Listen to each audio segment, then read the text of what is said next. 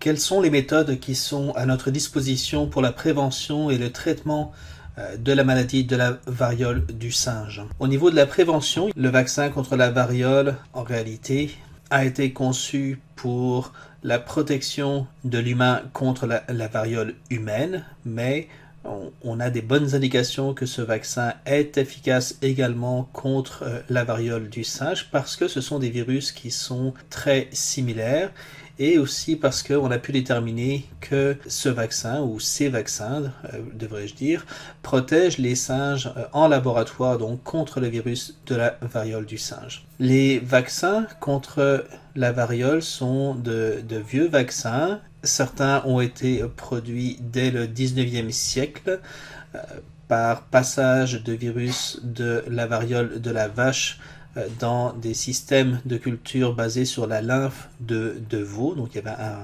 un des vaccins de cette époque notamment qui s'appelait le vaccin Dryvax. Et puis, plus récemment, des vaccins sont apparus contre la variole humaine qui, au lieu d'être cultivés dans ces systèmes anciens, étaient cultivés tout simplement dans des cultures cellulaires. C'est le cas notamment du vaccin ACAM 2000. Donc on appelle ces vaccins des vaccins de deuxième génération. Alors celui-ci en particulier a été approuvé en 2007. Il faut comprendre que ces différents vaccins contre la variole ne sont présentement pas disponibles d'une façon généralisée pour l'humain.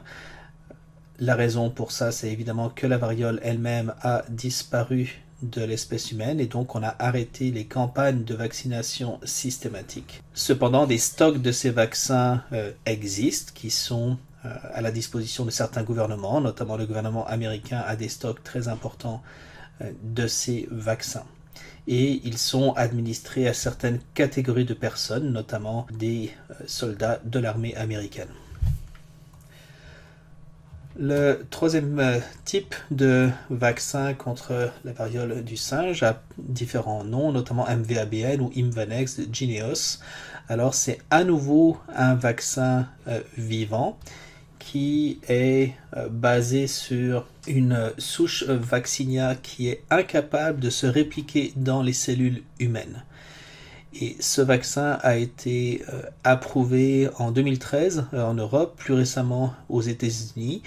Et ce vaccin, qui est donc un vaccin vivant mais non réplicatif, a l'avantage de limiter les effets secondaires causés par ces vaccins contre la variole chez l'humain. Ce vaccin en particulier est présentement destiné à l'administration aux personnes immunodéficientes et donc il y a des stocks de ce vaccin qui existent, mais ils sont en quantité plus petite par rapport aux stocks de vaccins ACAM 2000. Ces vaccins, c'est-à-dire principalement ACAM 2000 et puis MVABN, ou bien des vaccins très similaires à ces deux vaccins, seront au besoin disponibles pour une campagne de prévention.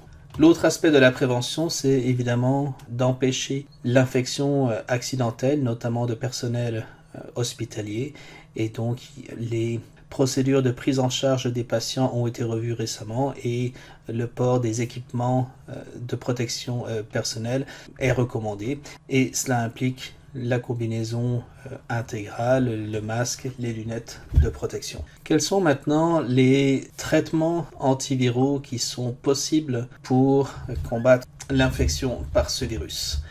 Donc premièrement, le médicament au sujet duquel on a le plus d'espoir qu'il soit efficace, c'est le Tecovirimat.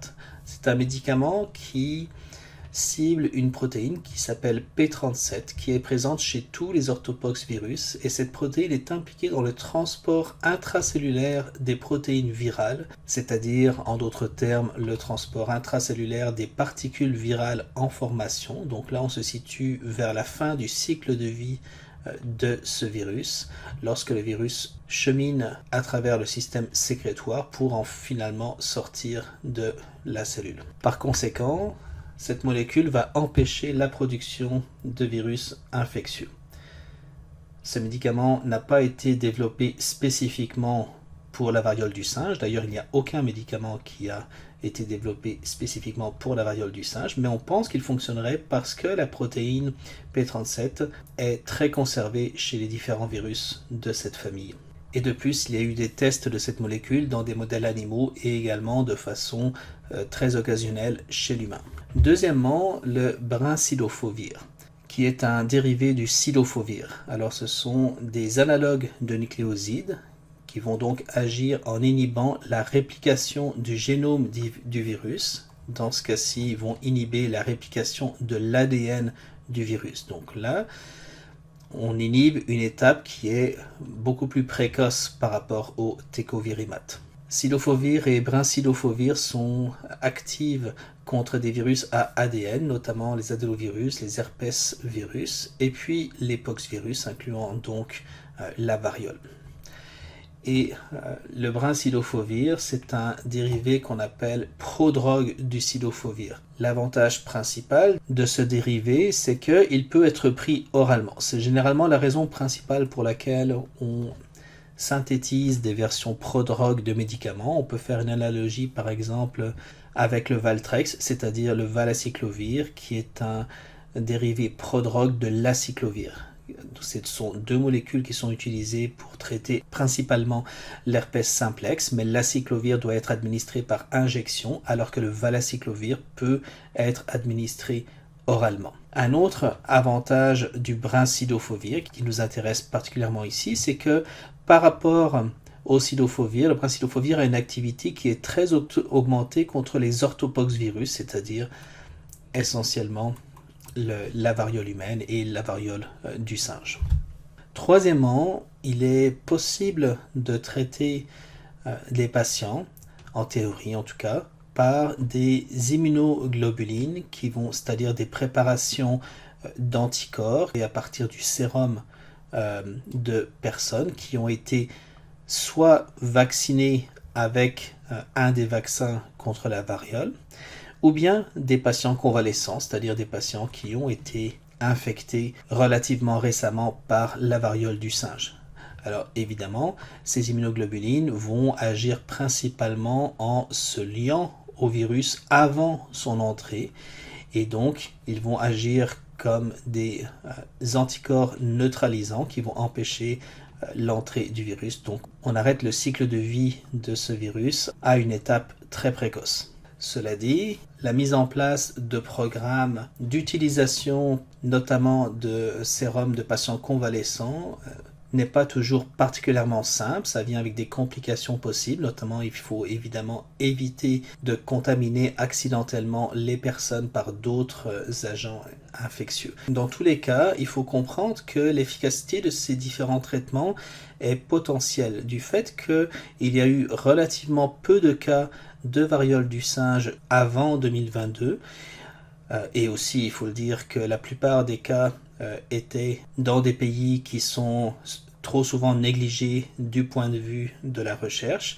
Eh bien on n'a pas une vision claire de ce qui va fonctionner efficacement ou de ce qui va fonctionner moins efficacement, et notamment il n'y a eu aucun essai clinique de moyenne ou grande envergure pour ces approches chez l'humain. Donc ce que je vous ai dit se base essentiellement sur des résultats en culture cellulaire, des résultats sur des modèles animaux et puis des utilisations très occasionnelles chez l'humain pour certaines de ces molécules.